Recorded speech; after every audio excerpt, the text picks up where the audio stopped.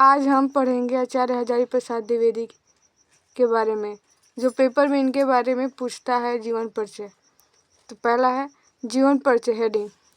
आचार्य हजारी प्रसाद द्विवेदी का जन्म वर्ष 1907 में बलिया जिले के आरत दुबे का छापरा नामक ग्राम में हुआ था। इनके पिता का नाम अनमोल द्विवेदी तथा माता का नाम ज्योतिषमती था। संस्कृत एवं ज्योतिष का ज्ञान इन्हें उत्तराधिकार में अपने पिता से प्राप्त हुआ। वर्ष 1930 में काशी हिंदू विश्वविद्यालय से ज्योतिषाचार्य की उपाधि प्राप्त करने के बाद वर्ष 1940 से वर्ष 1950 तक ये शांति निकेतन में हिंदी भवन के निदेशक के रूप में रहे। इनके विस्तृत स्वाध्याय एवं साहित्य सृजन का शिलान्यास हुआ। वर्ष 1950 में काशी हिंदू विश्वविद्यालय में हिंदी विभाग में अध्यक्ष बने। वर्ष 1957 में इन्हें पद्म भूषण की उपाधि से सम्मानित किया गया। साथ ही ये उत्तर प्रदेश सरकार की हिंदी ग्रंथ अकादमी के अध्यक्ष रहे। अनेक गुरुतर दायित्वों को निभाते हुए उन्होंने वर्ष 1979 में दिल्ली में इनका निधन हो गया। इनका साहित्यिक परिचय। आधुनिक युग के गद्यकारों में आचार्य हजारी प्रसाद द्विवेदी का महत्वपूर्ण स्थान है।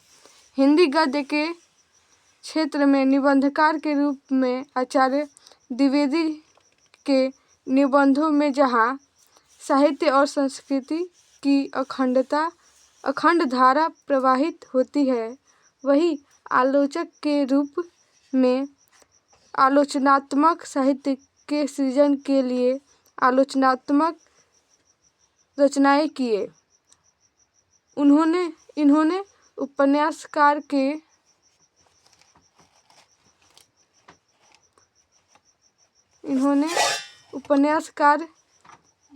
के रूप में उपन्यासों की रचना की,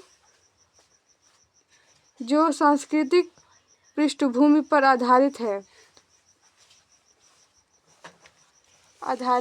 है।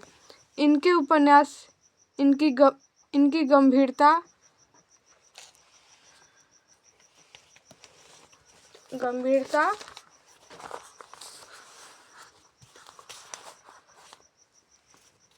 इनकी गंभीर विचार शक्ति का प्रमाण है। द्विवेदी जी ने ललित निबंध के क्षेत्र में भी महत्वपूर्ण लेखन कार्य किया है। द्विवेदी जी को ललित निबंध का